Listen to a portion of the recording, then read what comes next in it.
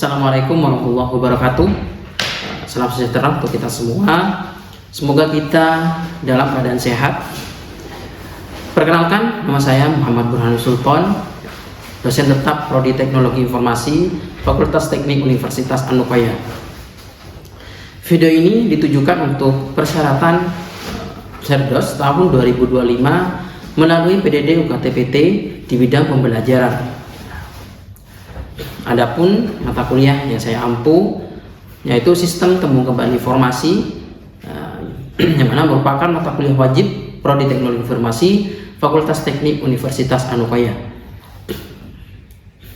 Sistem Temu Kembali Informasi yang memiliki dua bobot SKS, yang mana satu materi dan satu praktikum,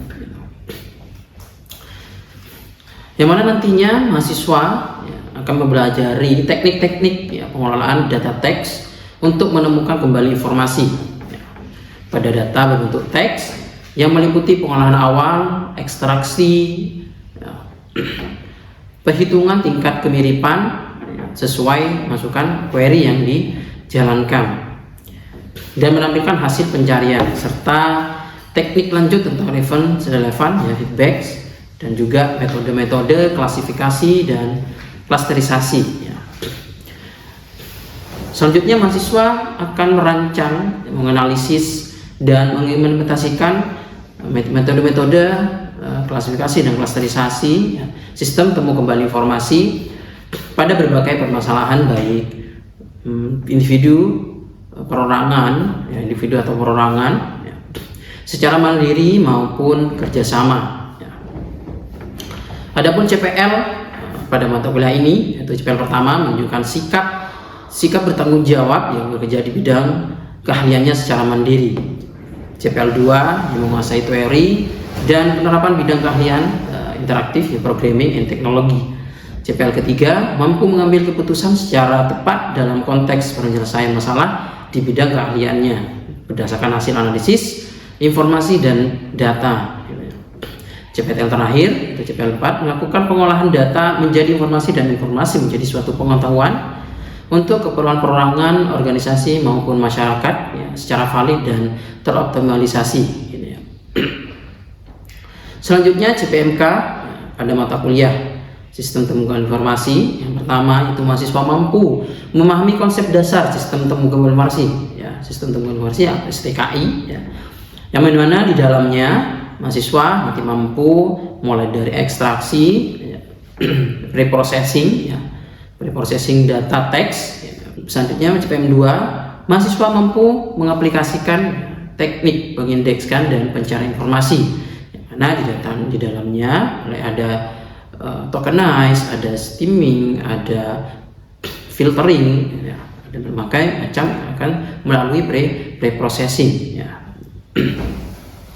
Selanjutnya yaitu CPMK 3 yang bisa mampu mengevaluasi kerja sistem temu kembali informasi, yang mana di dalamnya nanti mengevaluasi berkaitan dengan matriks, ada recall, precision, prediksi, gitu. Adapun CPMK 4 terakhir yaitu mahasiswa mampu mencipta sistem temu kembali informasi sederhana, yang mana di dalamnya nanti mahasiswa bisa menemukan dasar-dasar dari pencarian tersebut dengan search engine, dengan metode-metode yang sudah dilakukan atau sudah diterapkan, gitu. Adapun metode pembelajaran pada perkuliahan sistem temu kembali informasi, pertama adalah role play and simulation, yang kedua adalah project based learning. Adapun interaksi dosen dan mahasiswa dilakukan dengan beberapa cara, melalui perkuliahan di kelas tatap muka, diskusi dan tanya jawab, presentasi, dan pemaparan materi-materi pada sistem temu kembali informasi. Adapun penilaian pada mata kuliah sistem temu kembali informasi meliputi presensi, keaktifan mahasiswa dalam kelas. Selanjutnya juga ada tugas, ada UTS, UAS, serta proyek. project, yang mana di dalamnya nanti mahasiswa dapat mengimplementasikan suatu metode entah klasifikasi ataupun klasterisasi secara kelompok ya, ataupun mandiri. Selanjutnya ya, kita lihat bagaimana pembelajaran di kelas ya, kita simak bersama videonya untuk video pembelajaran pada mata kuliah Sistem Tumbuh Kembang Informasi.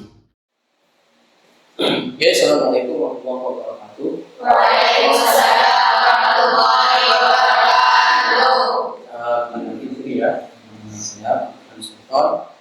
Nah, kali ini itu berkaitan dengan konsep ya besar dan komponen utama sistem informasi. Ya, jadi ya, STKI atau Database Informasi vs database tradisional. Nah, di sini mungkin ada yang berapa dari gambar dua gambar ini. Mungkin ada yang bisa ya. Kalau itu terdiri dari barisnya lebih rapi dan lebih mudah dilatih. Kalau yang punya lagi itu terkesan mentahir dan sulit untuk dipahami. Ya. Ini dari beberapa. Baik, bagus ya. Jadi mungkin ada lagi saya menambahkan. Dengan gambar ini dan gambar yang kanan. Lagi. Oke, satunya rapi, ini rapi ya. Oke, maksudnya STKI di sini saya jelaskan dulu ya. Jadi STKI sudah besar ini. Sebenarnya kalau STKI itu yang di kiri sebenarnya kita tahu sebelumnya ya. Sebelumnya itu database ya, database dan biasanya ya. Nah, yang itu terdiri dari kolom dan baris. Itu juga terstruktur. Ya. Kalau yang itu biasanya ya di query dulu di database. Kalau yang ini misalkan ID, oke, biasanya ID dengan web nama misalnya, ya, di mana nama itu dalam ID-nya apa? Ya. Jadi kan ada kolom, ada baris. Jadi ketika mencari data itu lebih mudah tentunya ya. Nah, cuma di sini, nah nanti kita bahas data yang tabel ini, nah itu tidak bisa secara luas. Secara umum, kalau misalkan data itu berkaitan dengan nama, umur, jenis, sebagai jabatan, ya sudah saja.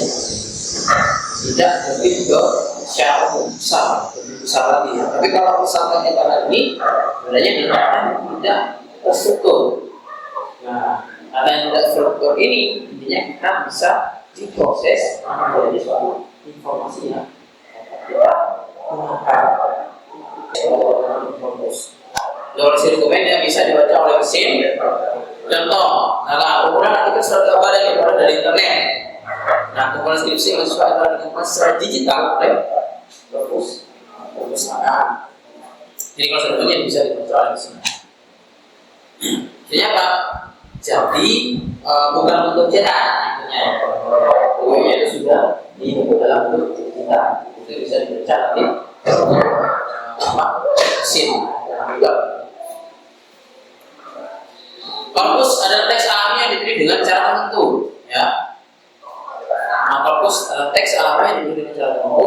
Terus masalah pada pekerjaan korpus, ukuran, jenis, bahasa, media, teks, audio, video, multimedia. Ini kalau yang diprotes ya, atau medianya, dia yang diambil ya.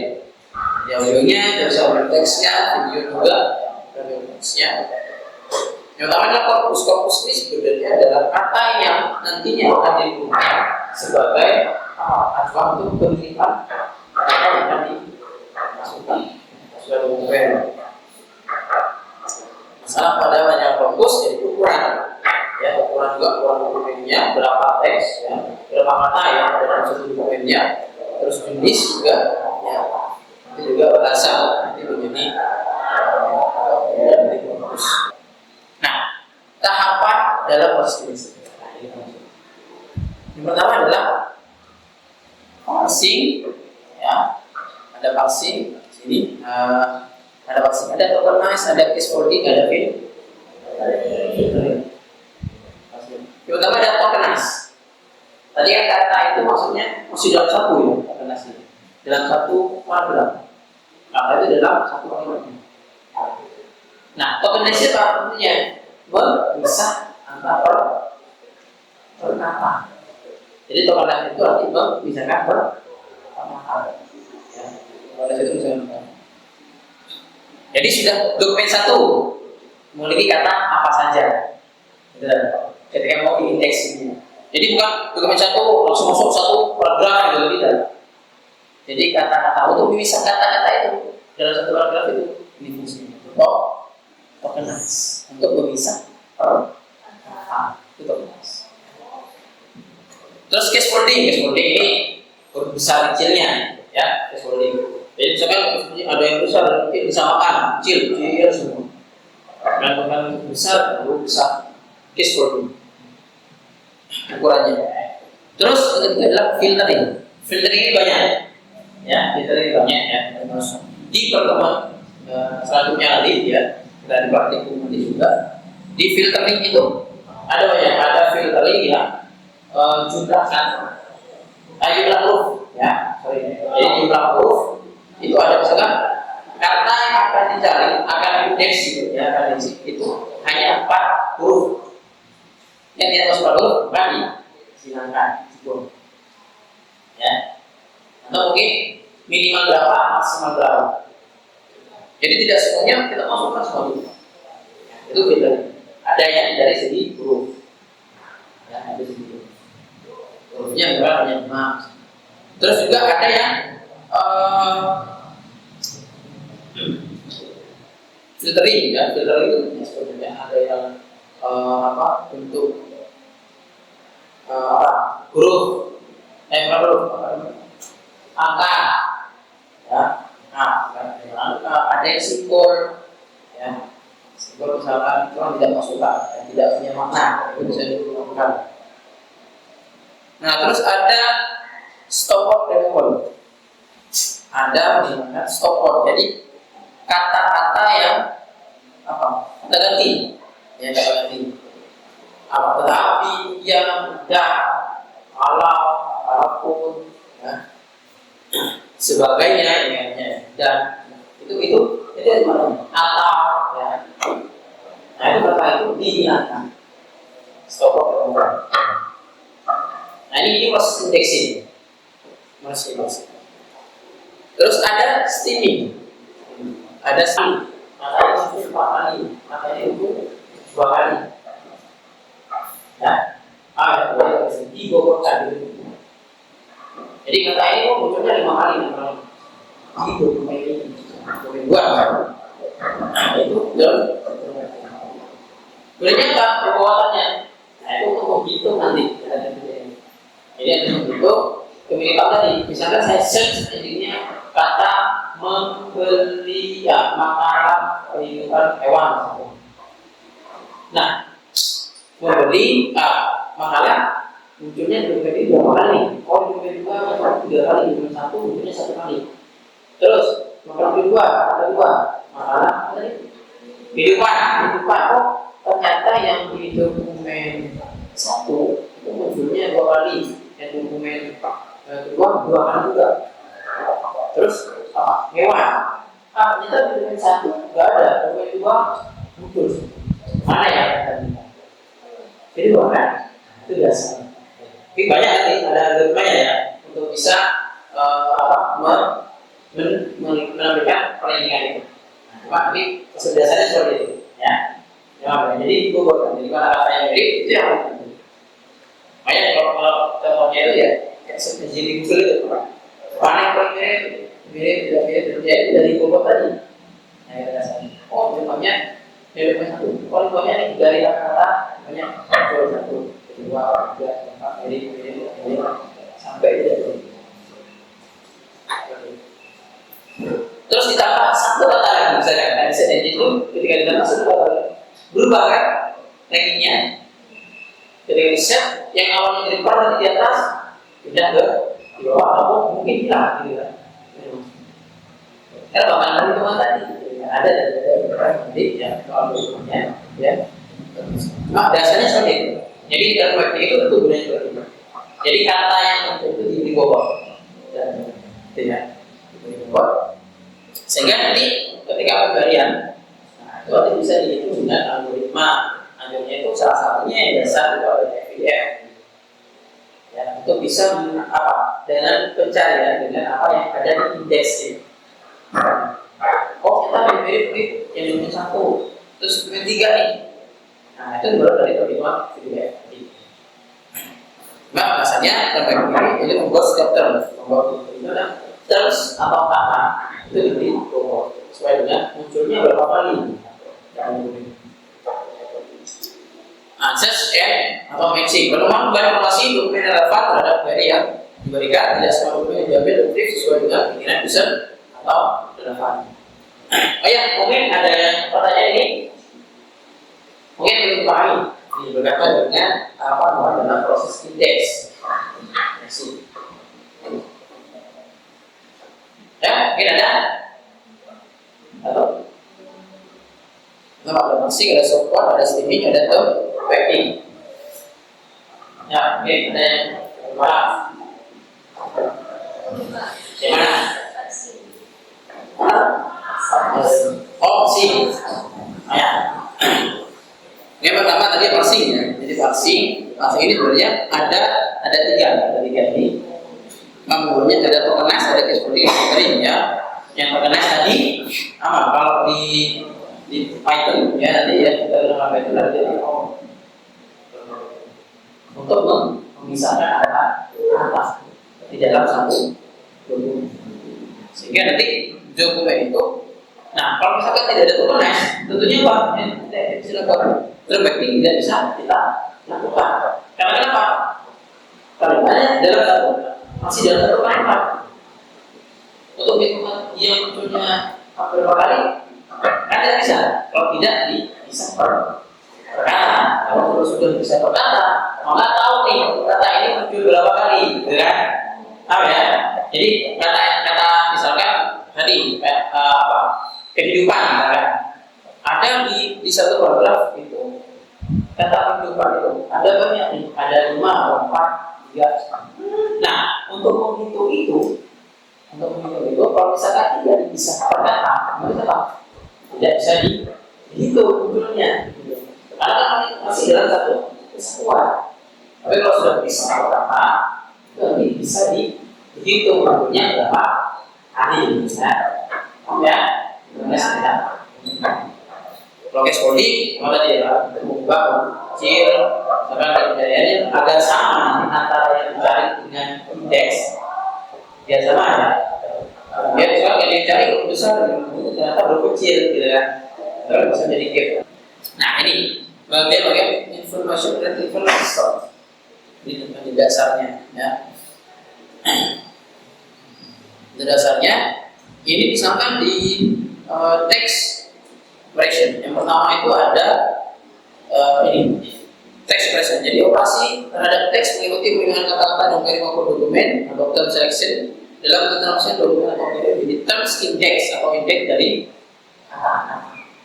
Tadi ya text operation. Jadi ketika memasukkan terms ke indeks yang ini kan query ya.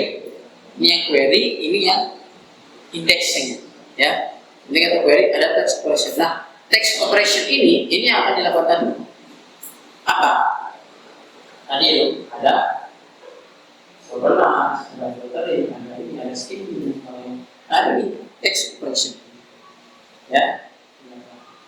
Baru nanti ada query for formulation, baru masuk ke terms, index, baru di ranking atau di match-nya, ranking and match, disamakan dengan collection index. Nah, tapi text operation ini harus sama dengan text operation yang ada di apa? Yang ada di dokumen collection. Kenapa? Kalau misalkan text operationnya tidak sama, otomatis ada kata yang akan tidak sama. Contohnya apa? Misalkan tadi filterin steaming. Stemming itu kan mengubah ke dalam bentuk kata dasar tadi kan, ada prefix ada suffix. Nah, kalau text operation yang pertama ini dia tidak yang pertama ini menggunakan stemming, yang dokumen collection dia tidak menggunakan stemming. Otomatis apa ketika di ranking atau di match-nya? Maka ada kata yang akan tidak match. Apa? Misalkan di sini ada dokumen ada kata membeli, ya, atau mungkin apa? Kehidupan, hidup kan? Kehidupan, hidup. Ternyata di sini menggunakan stemming menjadi kata hidup, ya kan? Kita query kehidupan. Tapi karena text expression kita menggunakan stemming, maka yang masuk nanti adalah apa? Hidup. Ya. Nah, sedangkan text expression yang ada di sini itu tidak menggunakan stemming, misalnya di collectionnya. Maka otomatis yang masuk apa? Tetap kata kehidupan. Otomatis ketika di match kan, match kan? Tidak kan? Kata tidak baca nanti. Makanya harus text expressionnya itu harus sama antara collection match dengan query. Maka ketika dicari otomatis akan mempengaruhi apa akurasi dari pencarian itu. Nyata ada kehidupan, nyata ada kata hidup, nyata tidak match. Maka dokumen yang dicari dia akan berkurang akurasinya relevannya. Tidak query information plus index juga baru matchnya. Nah, di sini nanti ada di rank, sesuai dengan apa? Sesuai dengan apa barunya, kalau dasarnya ya barunya kata yang muncul sesuai dengan apa yang kita cari. Misalkan kehidupan apa tadi yang kita bahas tuh? Kehidupan hewan kan, makalah kehidupan hewan. Jadi ketika cari karena text operationnya sama ya, maka otomatis ketika di matchkan ya sama, berarti yang masuk adalah apa? Makalah hidup hewan berarti kan yang masuk kan? Maksudnya, nah itu di matchkan. Nah, mana dari kata yang kita cari itu muncul yang paling banyak di dokumen apa? Gitu ya. Maka di ranking, oh ternyata dokumen 1 kelimanya, terus kedua, terus ketiga. Dari 3 kata tadi. Ya, paham ya? Oke. Ini dapatnya ini ya. Ya. Tadi kan dijelaskan bahwa pengguna juga bisa itu dari sumber data. Nah, kemudian apakah pengguna memiliki peran dalam apakah pengguna juga berpotensi menjadi ancaman pada aktivitas SPKI tersebut? Ancaman ya. Nah, kalau penggunanya itu, nah sebenarnya apa yang bisa diancaman? Kenapa? Karena bisa jadi menjadi kalau biasanya itu ada scan kan. Nah itu buat pencarian yang duplikat ya, sesuaikan. Nah itu bisa menjadi nyaman, ya bisa jadi nanti juga data yang kita masukkan itu juga bisa dibuat search engine-nya, terus kita ambil datanya bisa. Nah, menggunakan sebagai sumber data tadi apa? Ini loh. Dokumen collection-nya ini banyak ya, bisa jadi dokumen. Kalau dokumen itu kan ketika kita cari kan kita bisa bentuk apa yang muncul. Ada yang bentuk webnya, ya. Ada yang bentuk langsung dokumen ya, langsung download kan. Ada yang bentuknya web, jadi ditunjukkan ke web versinya apa saja, ya kan? Nah itu semuanya di proses ini. Nah itu sebagai sumber data adalah apa pengguna? Pengguna itu kan bisa jadi kita search, kita ambil, atau upload data, entah itu web ataupun dokumen. Ya, yang banyak biasanya blog ya, ada blog, ada blognya, ada buat apa tulisan ya, teksnya. Nah kan sumber data. Bisa jadi dokumen juga ya, Nah, cuma kalau ancaman itu kalau pengguna itu seperti apa? Kalau sekarang itu kan ada dokumen-dokumen sebenarnya kita tidak tahu itu digunakan untuk apa. Contohnya apa? Nah, sekarang ada yang mungkin ada juga yang kalau mau download ini upload 5 dokumen, ya kan? Nah, itu juga kan bisa tidak tahu datanya ini aman atau tidak kan gitu. Nah kita muncul, kita download. Ada juga yang mungkin itu kita tahu juga dengan apa jasa.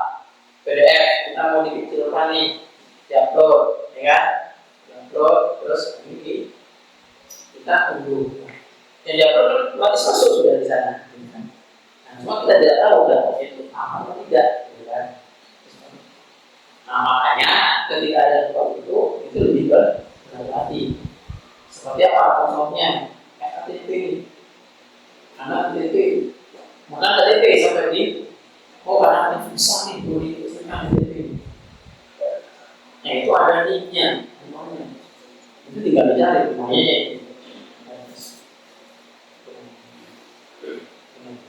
Jadi ada yang memang data-data itu kita harus lebih lebih dalam penggunaan ya, tapi dalam bentuk dokumen yang sangat penting ya.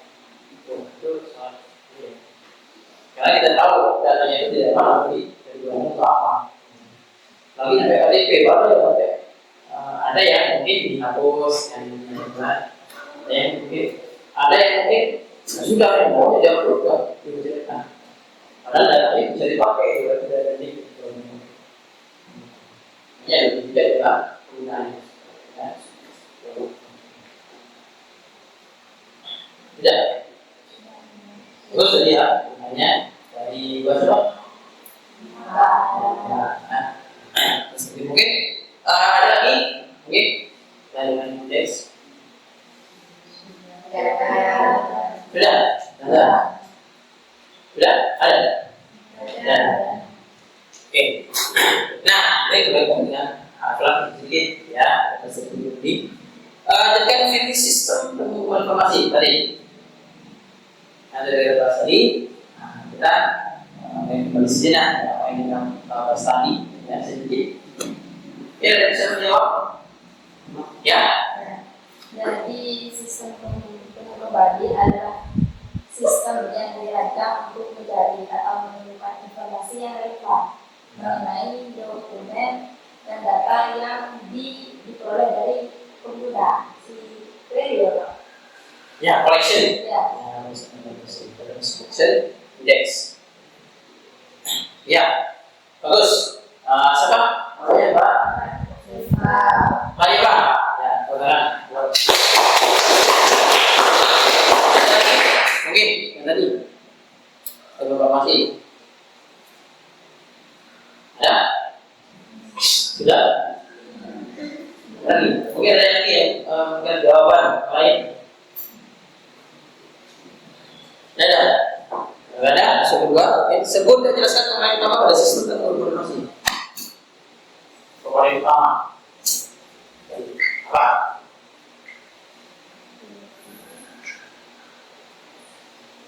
Apa? Ya.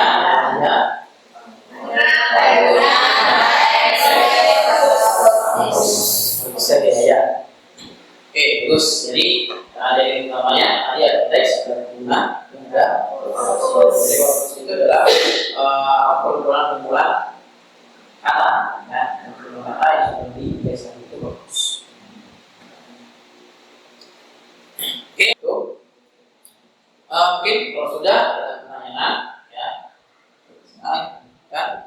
Nah sebelum kita tutup, kita berdoa, ya. Kita mulai berdoa. Bismillahirrahmanirrahim. Allahumma arina haqqa haqqa warzuqna ittiba'ahu wa arina batila batila warzuqna ijtinaba wa a'udzu billahi rabbil bil islami dinan wa bi Muhammadin sallallahu alaihi wasallam nabiyyan wa rasulah. Oke, kalau sudah akhiri ya. Semoga apa yang kita dapatkan ya bisa bermanfaat ya ilmunya di sini. Kurang lebihnya mohon maaf. Assalamualaikum warahmatullahi wabarakatuh. Waalaikumsalam warahmatullahi wabarakatuh.